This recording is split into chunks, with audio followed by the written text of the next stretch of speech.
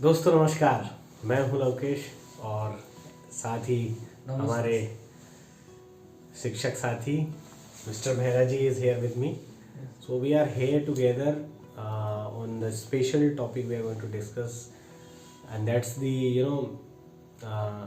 exam is near for all the students, and somewhere or the other they are getting fear for the exam, that exam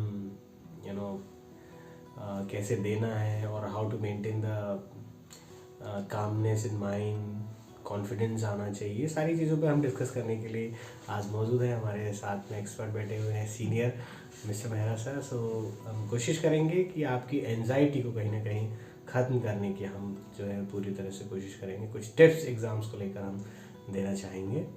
सो शुरुआत करते हैं. Sir आजकल बच्चे जो हैं काफ़ी डिप्रेशन में हैं, तो उनको थोड़ा सा आप गाइड कीजिए कि किस तरह से वो अपने डिप्रेशन को ओवरकम करके एग्ज़ाम्स के लिए प्रिपेयर हो सकते हैं. देखो, जैसे जैसे एग्जाम नज़दीक आते हैं बच्चों में डिप्रेशन होना स्वाभाविक है. But I think students should have make their own time table and read daily. Very good. So the important thing which has been shared by the sir, that the time table is important, right? Most of the thing क्या होता है, हम किसी दूसरे का time table follow करते हैं. हाँ, अपने हिसाब से टाइम टेबल को सेट करना चाहिए स्टूडेंट को, ताकि उसको वो फॉलो कर सके डेली. एक नियत समय पे अपनी स्टडी होना चाहिए. इससे क्या है, थोड़ा स्ट्रेस भी कम हो और अपना जो वर्किंग लोड है धीरे धीरे बढ़ता जाए टाइम के अनुसार. हर सब्जेक्ट को 1 घंटे, जो कठिन सब्जेक्ट है उसको ज़्यादा पढ़ लो, उसको ज़्यादा स्टडी कर लो. और अगर और भी कोई प्रॉब्लम आती है तो आप अपने टीचर को भी कॉल करके पूछ सकते हैं, डिस्कस कर सकते हैं अगले दिन. तो वही है कि मतलब आप अपने बर्डन को कलेक्ट मत करो. यस, है ना. आपको क्या है, डे बाय डे जो है अपने टाइम टेबल के अकॉर्डिंग एक प्रॉपर शेड्यूल करो आप, और उस हिसाब से अपनी प्रिपरेशन करो. यदि आप अपने टाइम टेबल के अकॉर्डिंग जो है अपनी स्टडी करते हो तो डेफिनेटली आपका जो बर्डन है वो थोड़ा रिड्यूस हो जाएगा, है ना. सब्जेक्ट वाइज आप अपना शेड्यूल कर लो और उस हिसाब से अपनी प्रिपरेशन को कंटिन्यू रखो. हाँ, ये सही है ना. वो इसीलिए तो बोलते हैं कि slowly slowly steady wins the race. यानी हम अपने काम को धीरे धीरे एक सही दिशा में ले जाएं तो जल्दी सफलता मिलती है. जल्दी सफलता मिलती है. बिल्कुल सही बात बोली सर आपने. और इसी तरह से जो है आपको अपनी प्रिपरेशन जारी रखना. और ऑलमोस्ट स्कूल में सारे सिलेबस जो है टीचर्स ने कंप्लीट करा ही दिए हैं, है ना. बस वही है कि आप मल्टीपल टाइम उसका रिवीजन करें, है ना. जितना ज़्यादा हो सके उतना रिवीजन करें. और स्टूडेंट को ज़्यादा स्ट्रेस लेना भी नहीं चाहिए. थोड़े थोड़े से अपने टॉपिक को क्लियर करते रहें. नहीं आता है समझ में तो टीचर से डिस्कस करें क्लास में. बिल्कुल. उसके अलावा मैं कुछ टिप्स देना चाहूँगा. टिप्स ये है कि जैसे यदि आप डिप्रेशन में हैं तो आप कुछ ऐसी एक्टिविटीज़ कर सकते हैं, कुछ ऐसे एक्सरसाइजेस कर सकते हैं. जैसे कि यदि आपको बहुत ज़्यादा डिप्रेस फील होता है तो आप लंबी लंबी गहरी सांसें लें, डीप ब्रेथ कर सकते हैं. आप पढ़ने से पहले आप 10-5 डीप ब्रेथ ले लें. इसके बाद फिर थोड़ा सा मेडिटेशन भी आप 10-5 मिनट का कर सकते हैं. हाँ, वो बहुत ज़रूरी है. मेडिटेशन से क्या है, मेमोरी पावर बढ़ता है. मेमोरी पावर बढ़ता है. तो ऐसे कुछ जो है एक्सरसाइजेज आप इंक्लूड कर सकते हैं अपनी डेली रूटीन में.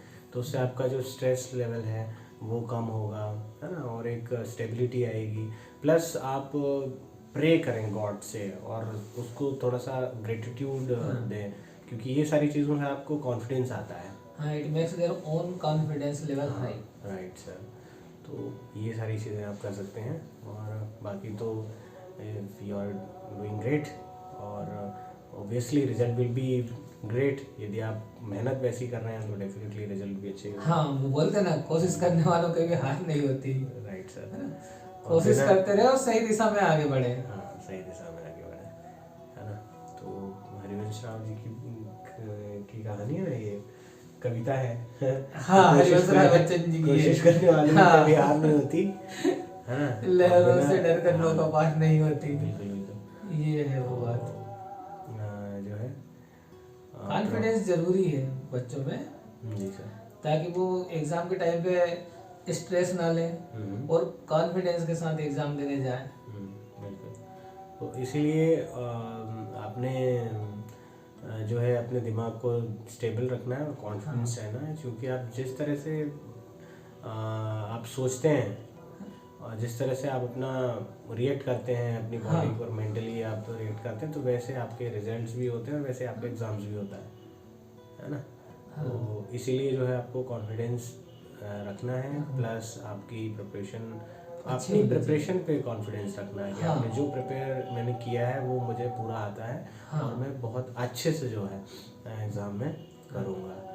कुछ होशियार बच्चे क्या करते हैं, ओवर कॉन्फिडेंट हो जाते हैं, तो मैं उनको एक सलाह देना चाहूँगा, उन्हें ज़्यादा ओवर कॉन्फिडेंट नहीं होना चाहिए। बिल्कुल बिल्कुल। उससे क्या है, फिर जो याद भी रहता है वो भी भूल जाते हैं परीक्षा के टाइम पे, या एग्जाम में जब बैठते हैं देने के लिए, तो पेपर देख के ऐसा लगता है कि यार बहुत इजी है क्वेश्चन पेपर, और वही गलती करते हैं बच्चे। वही है। So please try to understand the difference between confidence and over confidence. तो आपको समझ में आएगा कि भाई अदरवाइज आप इतने ओवर कॉन्फिडेंस हो गए हैं कि आपने जानता हुआ आंसर को भी गलत कर दिया। तो अक्सर करके बच्चे ये इस तरह की मिस्टेक्स जो है करते रहते हैं। तो ये इन्हीं चीज़ों को आपको अवॉइड करना है ना। तो जो है मोटिवेटेड रहिए और अपनी प्रिपरेशन को लगे रहिए, उसमें आगे बढ़ते रहिए। बिल्कुल बिल्कुल, है ना। सफलता निश्चित ही मिलेगी ना सर। सफलता निश्चित ही मिलेगी। ठीक है बच्चों, तो फिर मिलते हैं।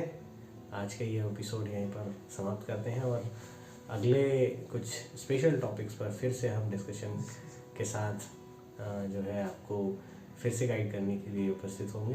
तब तक के लिए देखते रहिए हमारा चैनल और अपनी प्रिपरेशन कंटिन्यू रखिए।